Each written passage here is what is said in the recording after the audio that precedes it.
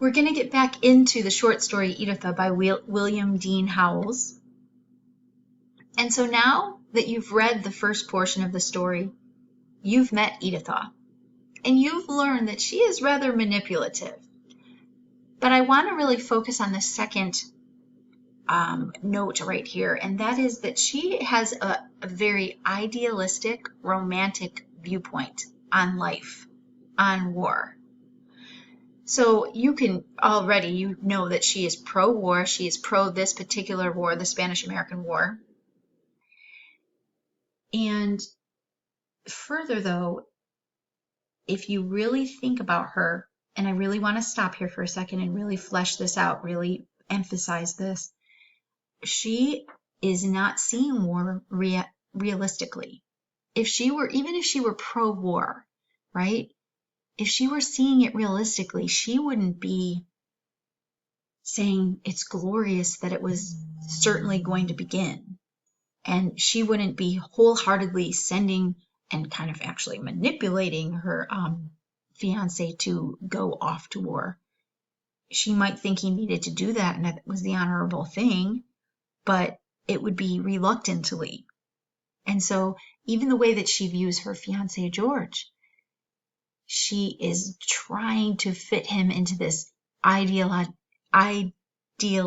picture of who she would like him to be. And she wishes that he would get into the picture himself. She's sort of wrestling in her mind with the fact that she knows what she wants him to look like, and she doesn't want to force him to be that. She wants him just to be that. She wants to just will this romantic, perfect picture of a life to happen for herself. Contrast that, and that's what we're going to get into today. Contrast that with George. He's a realist. He is skeptical about this war because he is seeing things as they are. And again, we're not going to get into the history of the Spanish War and the yellow journalism that may have prompted this war and the hesitation of the president himself in this war. We're not going to get into all that. But do you see that just through George's dialogue, you can tell that he's weighing this realistically. War isn't always the right solution, and he sees that. Maybe it's never the right solution, right? It's part of its cursed world. But there are probably some more worthy wars that one could fight in and support. And I want to point out that, again, we know, we gave this background knowledge yesterday, that the Spanish-American War was like the Vietnam War and the Mexican War, and that it wasn't popular. It did not have a lot of support. Okay, so again, I just really want to emphasize here, more so than even just the ideas about war, which is something you can certainly address in this story as you read on, but also this idealism, romanticism that we already studied. We already know about romantics, and another kind of a synonym for that would be an idealist. Contrast that with realism. And remember that William Dean Howells is a realist. And not only that, but he is a leader in realism. He brought relevance to the realism movement. So our learning goals for today remain the same down here. We're still doing this, and I looked at your highlighting, and you are understanding this. You're meeting this goal of being able to identify what textual details reveal about characters, their perspectives and their motives and their choices. I'll say you've met half the goal, because really right now you're just doing the identification. You haven't gotten to the part where you're going to tell what that reveals about the character. Some of you are beginning that process because you have comments on the side.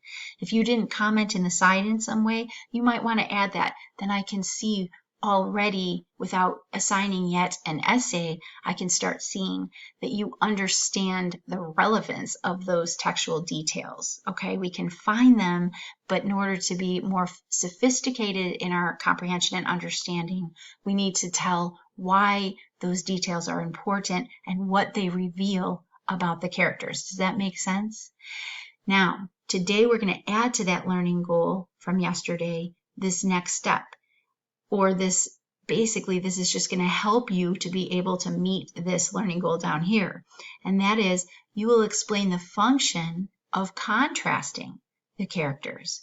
In other words, you're going to not just look at the characters themselves for who they are and what they reveal.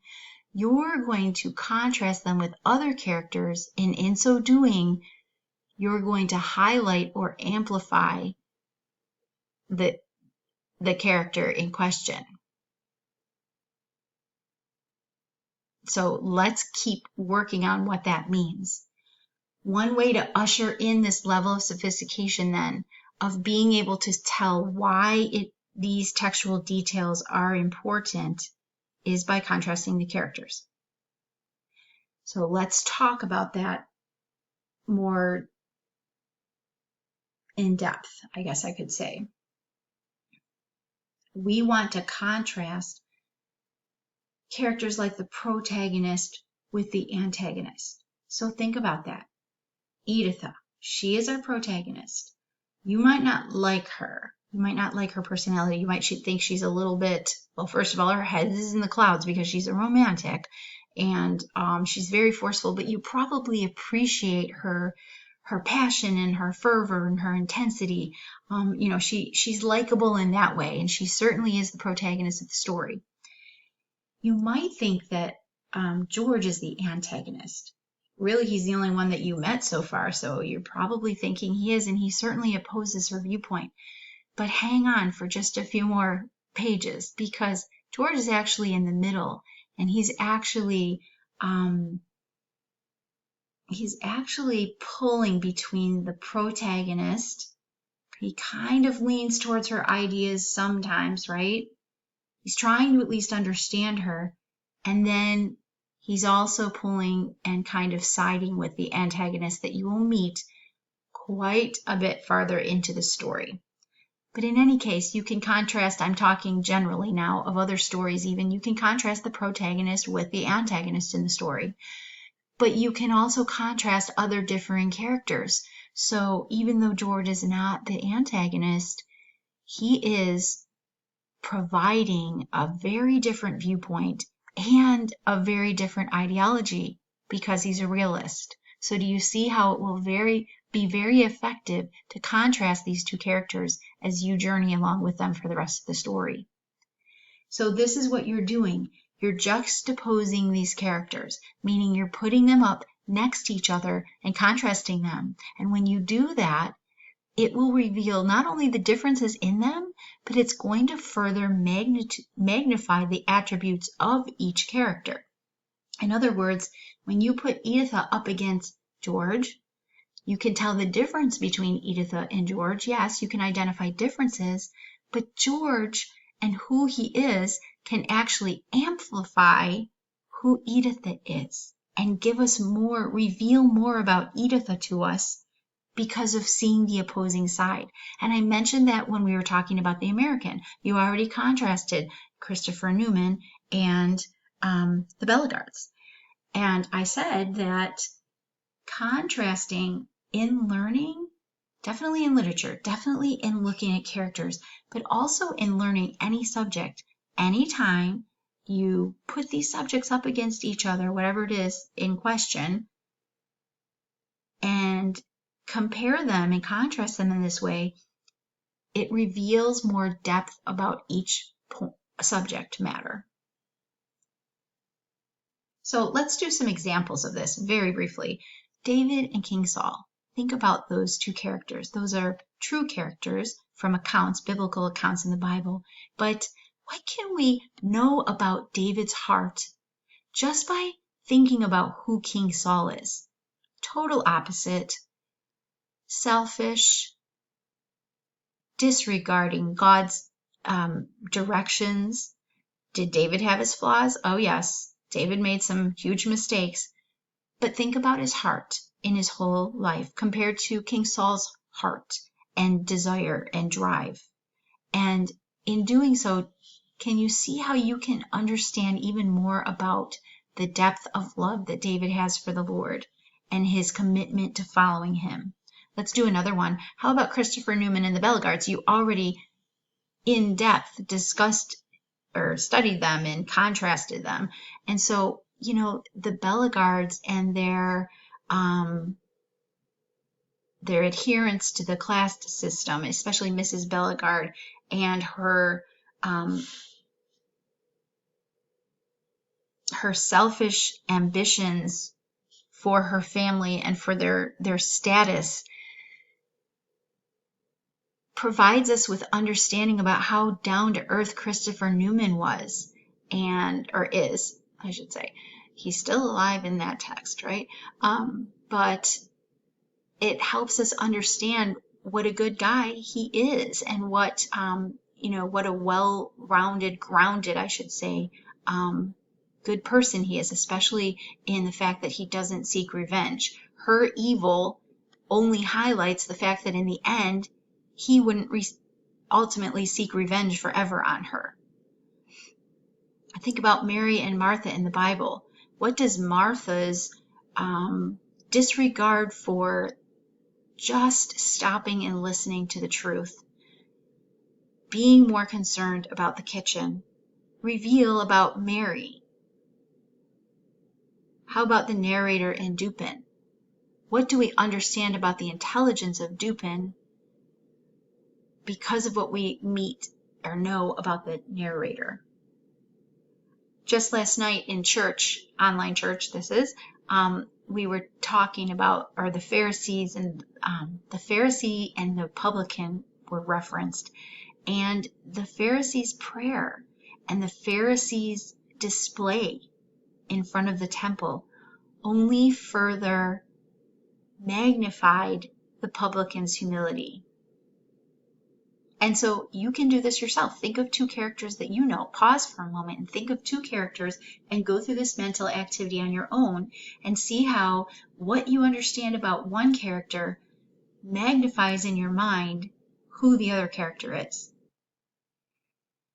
Now, before we get to your task, I just very briefly want to mention that there's a lot more to this piece, this work, than characterization, although that is the highlight of this work, truly, not just for our purposes because we want to develop our skill of being able to understand and use characterization, but because it just is. This is Howell's strength. But I just very quickly want to point out that there are so many more attributes to this work that we could enjoy, like the reference to color you're going to read just coming up here about her red hair and her blue eyes and bleached white face in the moonlight. Just think about the patriotism that brings to mind, that red, white, and blue. And then there are also a lot of allusions to other works. And, if we were doing this for a different purpose, we could get into the effectiveness of using those particular allusions for this particular audience that would have understood and enjoyed those. But we want to just keep our focus of characterization. And so your task for today is to continue annotating. So here's the direction that I want to give you about that. You are doing a good job. I want you to find balance. Some of you are annotating every bit of characterization that you see. And so your paper is covered. I want you to think that you're going to want to go back and find the best for an essay. Okay? So I want you to pick and choose what stands out to you as being the strongest textual evidence. Okay? And so don't feel like you have to cover your paper with highlighting. Find the best of the best in this next piece going forward. At the same time, if your paper is almost all white, then you probably haven't found enough, because if you could see some of your peers' papers, you would see that there's just, this text is rich with characterization. This is Howell's strength, and he does it so masterfully. Okay, so you have to find that balance, but your paper doesn't need to be covered in highlighting. Think about my annotating. I skipped over some other really rich points, but I picked my favorite. You're the reader. You're in charge here, and you're going to end up writing an essay on characterization in the end here. And so you just pick what you love the most in this next part. Just enjoy the process. Don't worry about a grade. You're going to get a good grade for your efforts. Also, make notes on the side. It will help me understand what you think about what you annotated.